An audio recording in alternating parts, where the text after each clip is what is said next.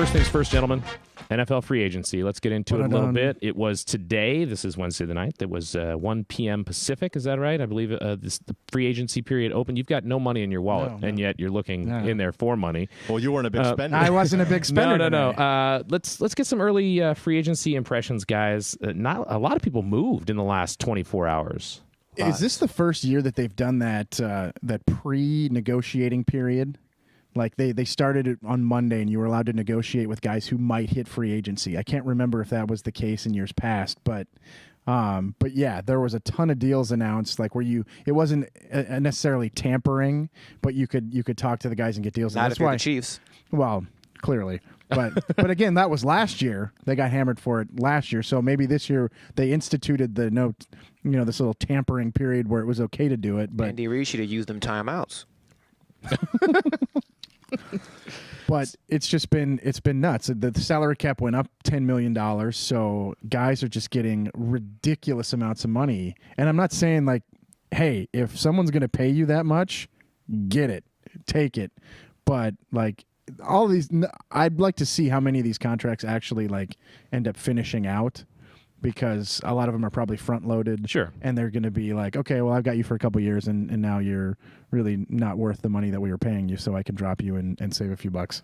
I'm surprised one of our little pundits on the internet didn't compare this to NBA free agency. Seems like the same thing. People who didn't do very much got $1 gazillion to probably not do very much next year, but it's already too late. They signed the tender, so yeah, get in your bag. I mean, you look at it, and you look at the teams that haven't done really anything. The Seahawks. The Niners. The Patriots. Okay, sans the Niners. But the Seahawks, Patriots, Steelers, Broncos, Panthers, Packers, they've all just kind of sat there because they don't. I mean, yeah, they may not have that many holes, but they've got holes to fill. They could probably sign some of these guys, but they don't do it because they build through the draft. So the free agency route may not be the greatest thing in the world. Like, yeah, the Raiders throwing all this money, getting these guys, Jaguars, the Giants. Like, but do you want to be like the San Diego Padres of a couple years ago where you won the offseason? Or do you actually want to win during the season? And I think that's why you need to have, instead of buying the big splashy guy, you need to buy the right guy. And I think more teams are realizing, too, you really build by drafting well and getting those value guys later, like a Josh Norman, those kind of guys later in drafts who may even go undrafted and really step in and run your team. Like, because I'm a pretty intense NFL fan, wouldn't you say? I would say yes. But Kelechi Osemele and Damon Harrison, those are names that I didn't even know existed until like a couple days ago. And now they're getting like, $10, $11 million a year. Like Malik Jackson, I knew of him. He got paid. Janoris Jenkins, yeah, he got paid. Kelechi balled out, though. Even though his team didn't ball out, he balled out personally. Like his own stats, he had a great season. It only takes 1 year, so you shine. That's the thing. They're capitalizing on the right year. It's like the Jamal Crawford method. When Jamal Crawford was signing all those 1 year deals and just balling out, and then he would get another one. But he's also unguardable one-on-one. He's been the same guy on 11 teams in the NBA. But no, I feel it. Yeah. I don't know. It's just been, very interesting to see. And then like the mass exodus in Denver. Like, yeah. Some of the teams are doing. I like what the Jaguars are doing, but like you've got this mass. The Texans did really well. Yeah. At least on paper. Like you still got to see what comes of it. Getting Brock and Lamar Miller literally within like 5 minutes of each other. I mean, they only got Brock so he could throw the ball to Jalen Strong, so it could be like college all over again. Exactly. But I get it. They actually never played together in college. No. Jalen was post Brock. Year right after Brock. Yeah. That's cool. They'll just get high together. That Yeah, works there you too. go. Yeah. And order gigantic pizzas together. Team bonding. When's Demarius Randall getting traded to Houston? Yeah.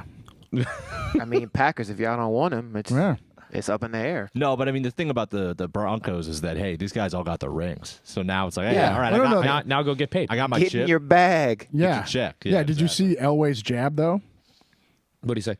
Well, it was essentially like we just want guys who want to be here. Well, you kind of that's shafted fine. up Brock a bit. Yeah, Oh, the no. Broncos I'm not hating on any of these guys for benched leaving. the guy before the Because Super Bowl. Malik Jackson wasn't going to get that kind of money from the Broncos. No. And if the Broncos really wanted to keep Osweiler, they were going to have to overpay for him because some other team was going to do it. Right. Because you see like guys like Bradford and Nick Foles are getting paid ridiculous amounts of money to play quarterback.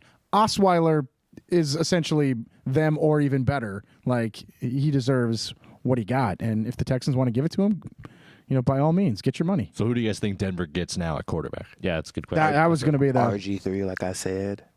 You think so? I think the smart move. He'll come for the lowest. And Kaepernick will ask for more. Yeah, Fitzpatrick will ask for more too. Yeah, he went to Harvard. And you so have to he's gonna trade for negotiate high. Kaepernick. You'd have to trade for Kaepernick Right. too. So you have If to So give you gotta something. give I'm up. the Niners, I get the house from Denver because you Sure. know they. Yeah. You what mean you can leverage ask they for have. it? Yeah, at least ask for it. Yeah. Get what you can out of them. But I think, were you going to say the smartest pick is? The smartest pick would be Fitzpatrick. Yeah, I agree. But he's have going to to pay him cost more. $18 million. I know he's going to cost more than RG3.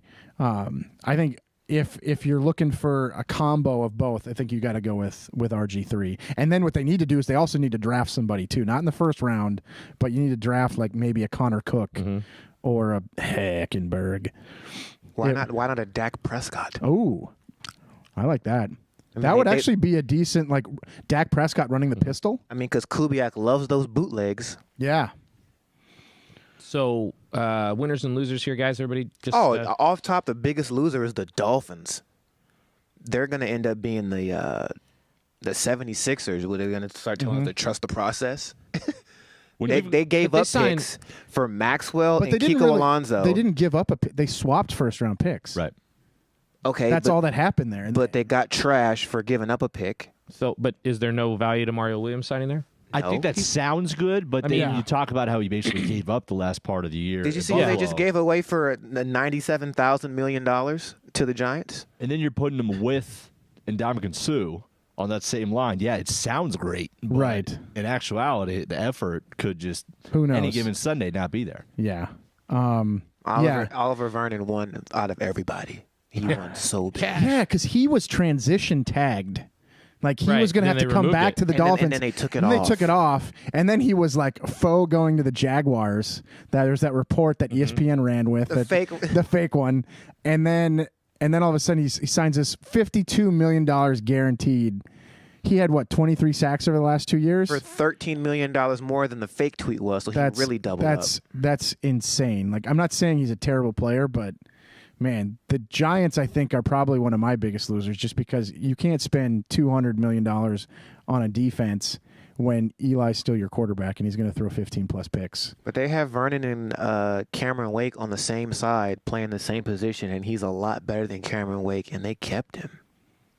I mean, I wouldn't have paid him $58 million guaranteed, but you gave away the better player to keep a lesser player on a line that's still not sexy. So I feel like the Dolphins lost the most. I think the Eagles lost in many ways, too. I mean, I know because essentially what they did is they traded away DeMarco Murray, Byron Maxwell, Kiko Alonso, and all you do is swap picks in the subsequent rounds. Like, they swapped 4th-round picks with the Titans, and they swapped 1st-round picks, which, yeah, you move up from 13 to 8, but still, you don't get anything else out of that other than, like, the cap relief.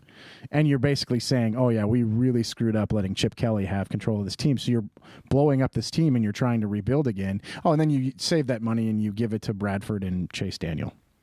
Chase Daniel got a 3-year cash out. Chase Daniel might be one of the smartest guys on the face. He's just going to ride that backup quarterback job train. Like, Flinning. yeah, he's gonna play till he's 40, like Hasselbeck. Well, Matt Flynn came out and tweeted right after the Osweiler news broke. He was like, I'm not going to drop names, but some guys are getting overpaid. And again, he's probably just jealous. Oh, sure. Right, because I wanted to think that tweet was sarcasm, but the punctuation Oh, no. made it seem like he was kind of serious. Like, hold up, bro. serious. You were the first person to rob the bank Right, successfully. yeah. What are you talking about? The replies were great. Yeah. The replies on that tweet were awesome. I mean, You were on Twitter? I was watching, yeah. I watched a Wow. little bit of that, yeah. Maybe you can get a House of Cards, too. Yeah, maybe. winner. I think I really was hoping the Jaguars were going to get Olivier, because that defensive line would have been really nasty if they got him. But I do like what the Jaguars are doing. I'm not saying they're going to win the offseason or anything like that, but I like what they did with Chris Ivory, Malik Jackson. I'm trying to think of who else I think actually won. I think the teams who kept their own players, I think, too. How about a sneaky guy who changed teams? Kobe Fleener to New Orleans. Mm-hmm. Saw that. Kind of interesting, I think. Hey, That excited me in a fantasy perspective. Hell nah. Sure. That's funny because I actually agree with the Liz Loza tweet, which never happens. But Kobe Fleener has his Madden rating for speed is probably like the high 80s, agility is probably in the high 80s, and awareness is like 46. Like he'll be running down the field and trip over a blade of grass and fumble. He'll be running into the end zone and run out of bounds. He's not. I wouldn't have cashed him out anything. That's just me, but I'll do the Brad Evans early call on Fleener. I'll say 850 receiving yards, 6 touchdowns for Fleener next year. All right, The early fantasy football call. He might get 4 because he'll end up running the wrong way on one of them or 2 of them. Was he Jim Marshall? Any big names left out there that we want to make? That's a call the thing, on? man. Like we were putting this rundown together yesterday, and I put all those names in there, and then all of a sudden they just started dropping like flies. I didn't think it was going to be. If that Sean crazy. Smith goes to Oakland, the Raiders will win the offseason. You think? Corner? Yeah. Eric Weddle's out there. I mean, you got Russell Okung if he can stay healthy. Amukamara's Giants already spent enough on defense, obviously not coming back. It's going to be, I mean, the biggest move I think is going to be Colin Fitzpatrick. And then it's like, what is there a team that's going to take a chance on Arian Foster? I was just looking at him, yeah. Nah. He's kind of done, so. No. Yeah, it's amazing all these names that are signing, and then there's a bunch of these guys like Anquan Bolden still out there, Alden Smith, BJ Raji out there.